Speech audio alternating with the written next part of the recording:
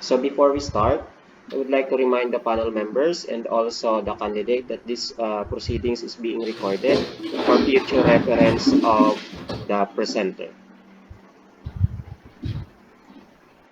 So the presenter has provided us a video presentation of her thesis proposal. Pleasant day to everyone. First of all, I would like to thank our Almighty God for this opportunity to be with you all. My name is Leia Romero Fabregas, and my advisor is Dr. Emmeline F. Montella. And my thesis proposal is all about Sustainable Livelihood Program, its impact on socio-economic status of the beneficiaries in municipality of Loob Poverty and inequality have been recurrent challenges in the Philippines and have become to the fore in the wake of the current global financial crisis and rising food, fuel, and commodity prices experienced in 2008. The Philippines Department of Social Welfare and Development has taken the lead in providing opportunities for income-generating activities or livelihood development through the implementation of the Sustainable Livelihood Program or SLP since 2011. The primary of the program is to reduce poverty and inequality by generating employment among poor households and by moving highly vulnerable households into sustainable livelihoods toward economic stability. From 1996 to 2010, the DSWD implemented the Self-Employment Assistance Kaunlaran or SEAP program, a capacity building program for skills development, technical assistance, and seed capital provision to enable the poor to access opportunities that would build their asset base. The SET program drew inspiration from the widows and orphans of World War II in the country.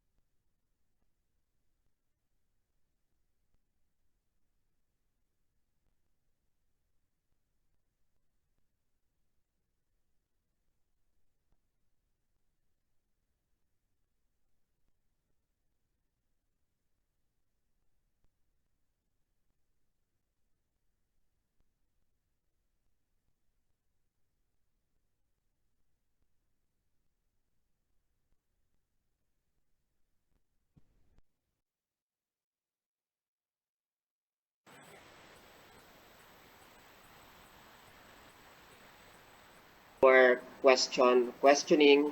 We will start with Doc Paminial, followed by Doc Garcia and the chairman of the panel.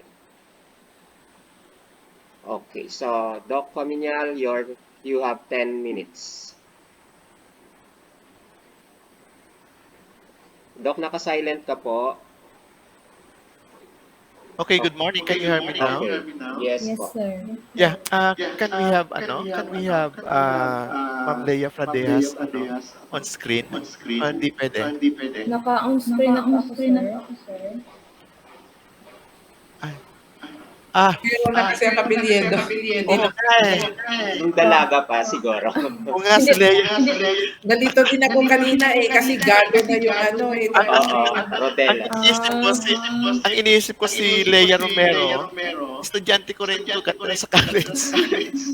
Ang iniisip ko, kakatulong ka dyan sa at sa presentation na ni ikaw pala si Fradejas na rin. Opo, Okay. sir. At any rate, good morning once again. Good morning, po. Madam President and Ma'am Garcia. Medyo na hala ako dito parang may nakukulangan lang ako dito sa study. Mas maganda siguro, Ma'am Leia, Yes na po, kung sir. i-evaluate natin muna yung program. Ano po ba itong program na SLP? At ano po ba yung kanyang alam ko may mga sub-programs itong Sustainable Livelihood Program, tama po ba? Bali po yung sa SLP po, may mga modalities po na binibigay po sa program. Modalities po yun, sir. Ilang modalities po itong program na binibigay ng SLP? Nasa 4 po siyang modalities. Yung Okay. Seed Capital Fund, Cash for Building Livelihood Assistance, Skills Training po, and Employment Assistance Fund. Okay. And basically, itong mga sub-programs na ito ay mayroong pamamaraan kung paano ito ine-implement. Tama po ba ako? Yes po, sir. Okay. At sa pagpili po ng beneficiary ng SLP, sino po ba ang pumipili nito? Ito po ay through facilitation po ito ng Project Development Officer po na naka-assign po doon sa area po. Sino po ba ang pumipili ng mga beneficiary ninyo dito sa programang ito? For validation po siya ng PDO, pero po ito most ay prioritize po ang Pantawid Pamilya beneficiaries. Ano po? Mostly po ang pina-prioritize po natin ay yung mga Pantawid Pamilya beneficiaries po. Yung 4Ps beneficiaries? Yes po, sir. Okay. At sinong pumipili ng 4Ps? Doon sa Ang local bali- sa LGU ng Opo. Loo? Pwede po ang LGU at the same time yung partner na program na 4Ps din po. At Okay. then, binavalidate po siya ng Project Development Officer. Okay. Naalala ko kasi yung ginawa ng isa naming kasamahan, sina Ma'am Bless, Bless. Andal sa Career Opo. Business, Opo, at saka si sir. Ma'am Jessica, na kung saan in-evaluate nag-ano din nila yung programa naman ng BTI at saka ng DOST. Opo. Okay. Ang isa doon sa nila study is isa na yung impact ng impact doon sa impact ng program doon sa mga beneficiaries. Okay, kasi kung yun lang ang ating measurein kasi, ay parang hindi natin makukuha yung pinaka-substance ng study unless makuha natin yung pinaka-objektibo or yung objectives nitong programa natin.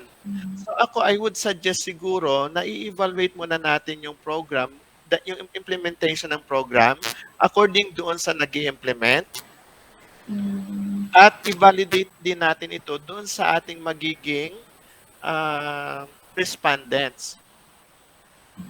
Yes. Okay, halimbawa, kami ni Ma'am Maripi. Si Ma'am Maripi ang nag-i-implement ng program, ako yung beneficiaries. So i-ano mo kay Ma'am Maripi kung ano yung programa ni Ma'am Marife, kung ano yung mga dapat niyang i-deliver at i-validate mo sa akin kung na-deliver nga ba yung programang dapat ay nag-benefit ako. Parang mayroong validation po ba?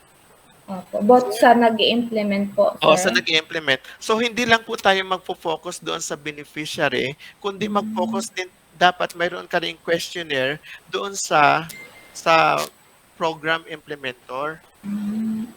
Noted po, sir. Okay, so bale, para sa akin lang po ito ha, suggestion ko, i-evaluate mo yung program, ano yung kanyang mga objectives, at i-validate mo ito doon sa implementer, at i-validate mo rin ito doon sa beneficiaries dapat. So Opo. yun ang nakikita kong dapat idagdag natin dito.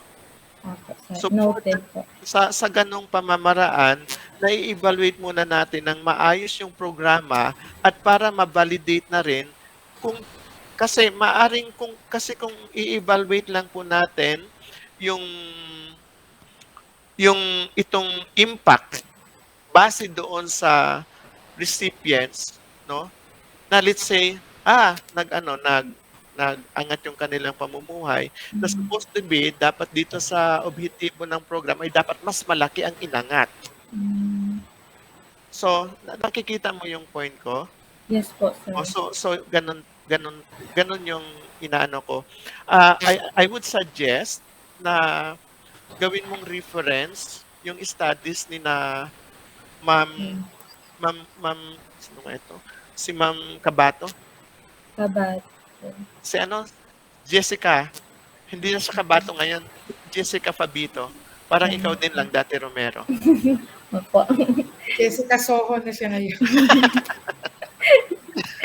So, doon natin ma-evaluate kung ano pa yung mai-enhance natin. Dito kasi sa output, kung ano pa ang pwedeng i-enhance natin doon sa ating programa. Okay. Okay. Sustainability. Okay. Then, doon sa pag-ano natin is isama mo na rin kung paano natin ma-evaluate. Kasama doon sa studies yung pag-evaluate natin, yung doon sa site, kung paano nila ina-assess yung project. Methods of assessing the project. Okay? So, i-assess natin. Para maano natin ma-identify natin yung gaps, no? Baka kasi ito yung policies or program ng proyekto pero hindi na i-implement gaano ng implementor. Baka doon pa lang makaka-identify na tayo ng gap. Okay. Nabanggit mo kasi kanina na isa sa mga nagpumipili ng mga 4Ps ay ang mga LGUs. Yes po. Pwede po sila. Ano po yung tinutukoy niyo po? Yung nagkapili ng 4Ps beneficiaries? Kasi sinasabi mo rito, yung beneficiary dito sa programang ito is normally yung mga 4Ps. Opo. Tama? So Opo. gusto ko sanang maano din para maano natin na baka naman talaga yung mga deserving 4Ps na dapat ang makatanggap hindi yun ang napili dahil ito ewan ko kung madami yung isip ko. Baka yung may political motivation dito sa pag-appoint ng mga LGUs. So parang gusto ko ring tingnan mo yon. Kasi isa din yon na ma-evaluate natin yung proper implementation ng programa. Noted po. Na doon pa lang makaka-formulate na tayo ng policy para ma-enhance yung ating serbisyo in terms of implementation of the program. Noted po, sir. Okay. Okay. So dito sa iyong nakailang minutes na ako. Mag-ano lang, Sir Libuon? Paki-ano lang ako. Last 2 minutes. Okay. Yung sa profile ng respondents pagdating dito sa personal assets, siguro mahirap i-measure ito sa sa tawag nito sa mismong sa mga recipients. Mas maganda siguro yung perceptions lang muna nilang i-measure natin dahil parang mahirap i-measure yung kanilang personal asset prior to SLP and personal asset after the SLP. Yung ano lang siguro, yung perception lang siguro nila ang i-measure natin. Okay po? So, skills acquisition. So, itong mga ito, yun lang. Tapos yung mga skills acquisition, income generation. So far, yun lang ang ano ko. Yun ang major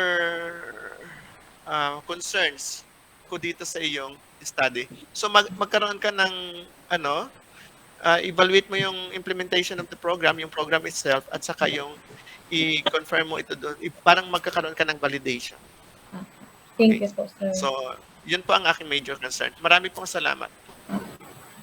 Okay, so at this juncture, we have Dr. Garcia for Q&A, Okay, suggestions, and okay. recommendations. Okay. Good morning po sa lahat. Good morning, Miss ma'am. Manis, Good Sir morning. Tom, Miss Ma'am Leia, Sir Good Jobel. morning po. Katulad po ng sabi ni Sir Tom, binasa ko din po yung study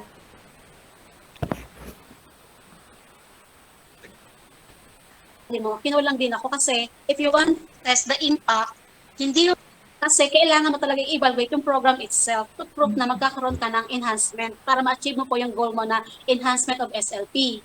Kasi ang SLP ng DSW is mayroong dalawang track. Di ba ma'am, yung micro-enterprise development at saka isang employment facilitation. So, doon sa dalawang program na po na yon, ano po yung assessment nyo doon na nagkaroon talaga ng impact doon sa purpose na beneficiaries po ng program.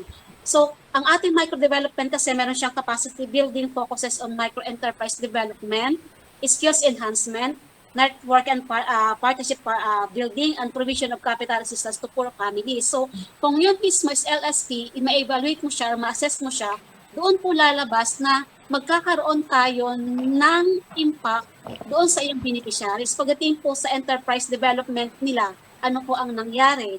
Sa skills enhancement na ginawa ng DSWD, ano po ang nangyari? So doon po ma'am, baka tulad nga sabi ni Sir Tom, na evaluate mo ng program itself para po makuha mo yung magiging gap niya. Then yung gap na yon, magkakaroon kayo ng policy or training program or enhancement doon sa inyong SLP. So, pag nakita nyo na po yun, tsaka pa lang po kayo magkakaroon ng impact assessment about doon sa program. Hindi yan kasi ang target talaga ng DSW is to enhance, improve ng socio-economic profile ng mga respondents ng beneficiary. Kasi halimbawa, nag-avail ako ng micro-development enterprise. So, anong nangyari sa pagbigay niyo po sa akin? Hindi naman pwedeng po sustain na lang kayo sa assistance sa akin ng funds. Hanggang kailan po yun? So, ganun ma'am. So, dapat po is-enhance din siya para ma-target mo po, yung ma-result mo po yung theoretical framework mo na ginawa. Yung theoretical framework mo dito, wala pong problema siya. Okay po siya. Sa problems mo din po kasi, naglagay ka ng significant difference before and after the SLP, pero wala ka po doon nakitang Evaluation. Opo, wala po doon evaluation. Evaluation. Opo, wala nga sir. So, dapat meron ka doon, ma'am, doon sa iyong para makita mo yung before and after. So, wala po yun, ma'am. Ang impact kasi, ang mga ginalagay mo sa questionnaire na impact na variables mo, wala pong problema yun, ma'am. At kasi in-check ko din siya, okay naman siya, Pap. So, kaya lang po, yung program itself na dapat mong enhance is wala dito sa study para mabuo po yung study mo na magkaroon kayo enhancements sa program ng SLP. Nakita mo ma'am yung idea namin sa Yes, ito po. para Opo, po ma'am. yung study mo. Yes Tapos po, tignan mo ma'am. din ma'am yung literature mo na sinasabi, si Ballesteros. Yung sinabi mo Opo, dito, kasi Ballesteros. tinignan ko yung study ni Ballesteros. Makaka-relate ka dito ma'am sa study niya, plus i-combine mo yung kila Jessica ng Jessica. Mabubuo mo yung study mo pa. Kay Jessica at saka yung kay Bing. Andal. Yun, tignan mo yan ma'am, kasi kay Ballesteros ko nilagay din sa yung study. Yun po, ma'am. Kasi naglagay ka dito, ma'am, sa halos nandito na, ma'am, yung buo. Pero yung impact niya, hindi kayang i-sustain yung sinasabing enhancement ng SLP po, ang SLP ng DSWD. Kasi sinabi mo na lahat sa literature, from the start, sa yung methodology, nandun po yung lahat.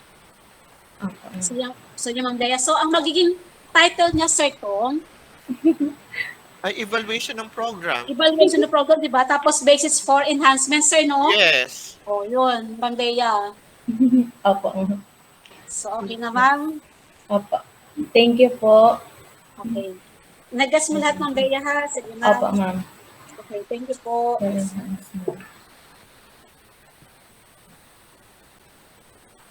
Okay. Good morning again. Good morning po. I just want to go back to the statement of Dr. Garcia with regards to the title. So what will be the title now to make it clear? Evaluation of Sustainable Livelihood Program of the SWD, sir. Basis for enhancement. So, ang nilagay ko kasi dito kasi yun din ang na-take note ko. DSWD's SLP program or evaluation of DSWD's SLPs, its impact on the socio, kasi pwede na niyang gamitin yung SLPs, i-define lang niya doon sa sa definition of terms. So again, the SWD's SLPs, its impact on the socio-economic status of the beneficiaries in the municipality of Lower Blonde. Now, you're measuring the impact. What will be your baseline? If you want to measure the impact, you need to have a baseline. From this point to what point? So what will be your baseline? When you say, ay, nag-improve ang kanyang ang kalagayan ni Dr. Tom Paminial pagkatapos mabigyan ng maka-avail ng programa ng DSWD. Paano mo i-measure? Saan siya nanggaling at saan siya ngayon? What the baseline will be kung yung time na wala pa po, hindi pa po pumapasok yung SLP. Then after Where nung will you get nag-engage. that? Where will you get that? Kasi noon pa yon. Saan mo siya kukunin? Bali po ang magiging basehan po ay yung guidelines ng program. No. Kasi No. Saan Wala mo pang assessment. kukunin? Wala pang assessment. Where can you find it? There's a document in the municipality where you can get it. What? Yung may term po doon. CBMS ng municipality. Doon mo siya kukunin, Opo. ha? Yes po, ma'am. Kunin mo ang CBMS. Tapos, yun ang gagamitin mong baseline information para mo ma-measure at masabi mong umangat ng 25% ang buhay ni Sir Tom pagkatapos na maka-avail ng mga Ng programa programa. nito. So, when you want to measure the impact, you should have a baseline data. So, CBMS, puntahan mo. CBMS. Opo. Tapos, may list ka naman ng mga beneficiaries. Yes po, ma'am. What's your plan? Will you go through the 211 beneficiaries? I will go for the 211, ma'am. Good. Okay, so that's a challenge. So, iaano mo ha, tapos, bigyan mo lang ako ng example kapag nag-ano ka na ng questionnaire mo. Paano mo mabibilang, ma-measure yung kanilang improvement, yung kanilang socio-economic status. Maliban sa kung ang kita nila ay nag-increase, pero pwedeng dayain yon at kwento-kwento lang. Maliban doon, para meron kang patunay na konkreto, ano ang dapat mong makita? Ano ang hahanapin mo?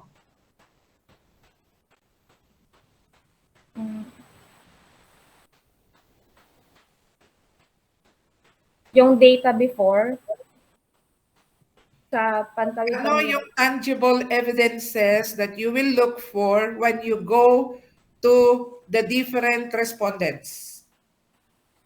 That will tell you, ay, nag-improve talaga. Okay. Yung sa household. Sa household. Ano yung sa household? Bilang ng anak, bilang ng asawa, bilang ng telebisyon, may nagka-acquire sila ng tricycle, naka-acquire sila ng baka, may Sa baboy na, may structure. Opo, sa These are structure very ng bahay. practical tips, no? Okay. Opo. So, ngiti-ngiti ka lang ha, pero ito yung mga hahanapin mo because I have done this when I do the comprehensive analysis of poverty situation and impact of government programs in the Mimaropa region. So, yun talaga ang mga hahanapin mo. Yes, Okay. po, ma'am. So, take note of the suggestions of Sir Tom and suggestion of Doc Garcia kasi makakatulong yon para ma-improve itong yung implementation mo ng iyong administration mo ng iyong questionnaire. And aside from the questionnaire, I would like you to have random interview para mag-guide ka, magiging maganda ang storyline mo pag sinulat mo ang interpretation of data. Hindi lang numero ang sasabihin mo doon, kundi may kasamang story, may kasamang kwento. That would interest the readers because this is a story wherein which many of us would be interested. Next point, your program implementation nga. So you go to your program beneficiaries and the program implementers. So, mami-measure mo rito, tama ba ang pagka-implement ni DSWD? Kaya napakinabangan ng mabuti ng mga beneficiaries. Or, si beneficiaries ay nagpabaya dahil merong kulang.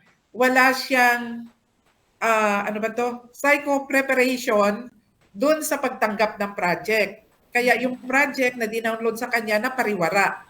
So, kailangan lumabas yun dun sa iyong mga story. Okay, next. Makikita mo rin, hahanapin mo rin yung anong target ni DSWD. Anong accomplishment after the implementation, after a year or two, or after 2 years. Were the target of DSWD 85% attained, 100% attained, or more than that? So, you have to marry that for you to be able to make a generalization that the program, that the SLP program has really impacted on the lives of the socioeconomic condition of the people. Next. So, natanong ko na yung baseline. Nawala sa ano. Meron pa akong isang tanong kanina. Okay. This is very important. In your storyline, from the introduction, relate that to Provincial Development Plan, Mimaropa Development Plan, and the National Development Plan that will lead you to the UN SDGs. Para scholarly naman yung iyong presentation, hindi nandito lang. So magiging malawak yung iyong ano. Meaning, you are locally acting but with national impact and contributing to the realization of the UN SDGs. So we are doing this not for your thesis alone, but you want to contribute to something bigger, and that is the attainment of the United Nations Sustainable Development Goals. Okay? Because this is very focused. Actually, the SLP program of the SLPs are programs of DSWD that would adhere, that would address the UN SDG on poverty. Tingnan mo rin kung meron pang other SDGs na masasagip, na mahahagip nito. Ha? Yes po, ma'am. So para gumanda yung iyong paper. Sige po. So thank you.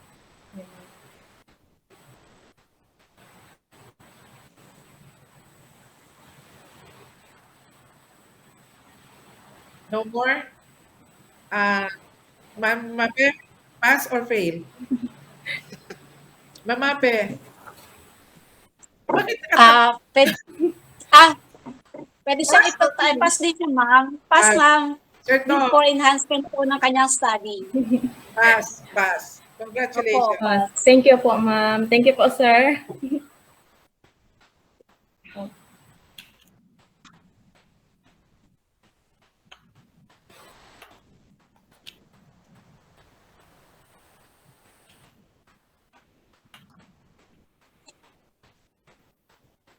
Congratulations po. Sir, pwede magtanong? Oh, yes Pwede po. pong makahingi ng copy ng record? Ibibigay ko po naman po. Sige Opo, ibibigay ko. Sige po. Thank you po. Okay po. Thank you, Ma'am Leia.